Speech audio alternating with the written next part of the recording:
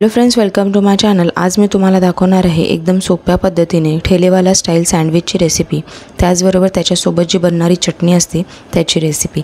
त्यामुळे रेसिपी कुठेही स्किप न करता पूर्ण रेसिपी लास्टपर्यंत नक्की बघा।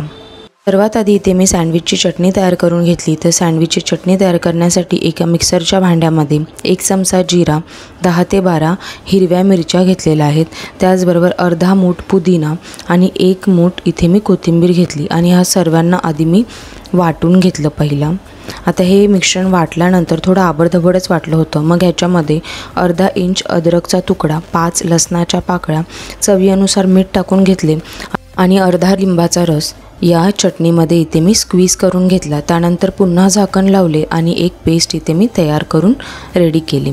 तर आता ही ग्रीन चटणी अशी सुद्धा वापरू शकता। अदरवाईज ह्याच्यामध्ये मी इथे 2 मोठे चमचे मेयोनीज टाकले होते आणि पुन्हा ह्याला एकदा फिरवून घेतले मिक्सरमध्ये। तर तुम्ही बघू शकता ही ग्रीन चटणी मस्त इथे रेडी झाली आहे। जे ठेलेवाले असतात ते इथे मेयोनीजचा वापर न करता त्याऐवजी टोमॅटोचा वापर करतात। तर तुम्हाला जर का टोमॅटोचा वापर करायचा असेल तर तो सुद्धा करू शकता। तर वेजीजमध्ये इथे मी गोल स्लाइस केलेले कांदे घेतलेले आहेत, तसेच गोल स्लाइस केलेले काकडी घेतलेली आहे, गोल स्लाइस केलेले इथे मी गाजर घेतलेले आहे आणि त्याचबरोबर गोल स्लाइस केलेले मी इथे टोमॅटो घेतलेले आहे। तर हे सर्व इन्ग्रेडियंट्स जे होते ते कच्चे घेतले होते। त्यानंतर गोल स्लाइस केलेले बटाटे घेतले आहेत आणि त्याचबरोबर गोल स्लाइस केलेले बीट घेतलेले आहेत। तर बीट आणि बटाटा मी इथे उकडून घेतला होता।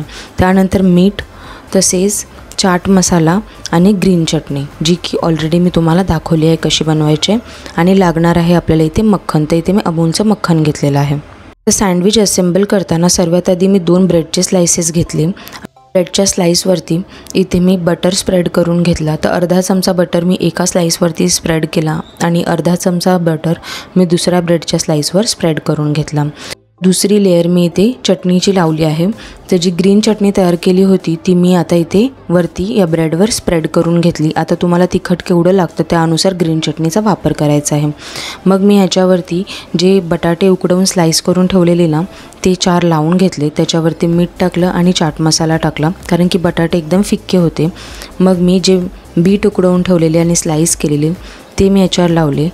थोडासा स्लाइसमध्ये कट केलेला कांदा ठेवून घेतला, थोडी काकडी लावून घेतली, त्याच्यावरतीच मी इथे गाजर थोडासा लावून घेतला आणि लास्टला मी टोमॅटो ठेवला आणि टोमॅटोवरती पुन्हा एकदा थोडं मीठ टाकून घेतलं आणि थोडा चाट मसाला टाकला।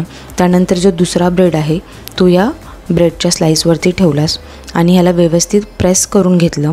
नंतर सँडविचला इथे ठेलेवाल्या स्टाईल गॅसवरती टोस्ट करायचं आहे। त्यामुळे जे गॅसचं टोस्टर मिळतं त्याच्यावरती मी व्यवस्थितपणे थोडंसं बटर लावून घेतलं, म्हणजे ज्या टोस्टरला जो ब्रेड आहे तो चिकटला नाही पाहिजे।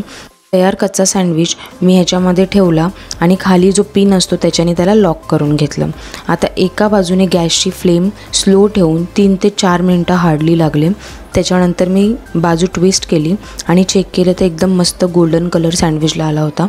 तसेच मी 3 ते 4 मिनिटं सेकंड बाजूसुद्धा स्लो फ्लेमवरती शिजवून घेतली, म्हणजेच टोस्ट करून घेतली। आणि त्यानंतर हा जो सँडविच आहे तो इथे सर्व करण्यासाठी रेडी होता।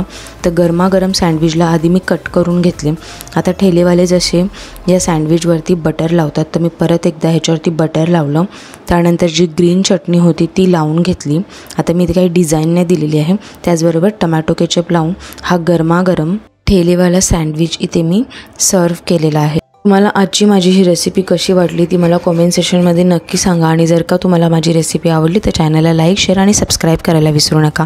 थँक्यू।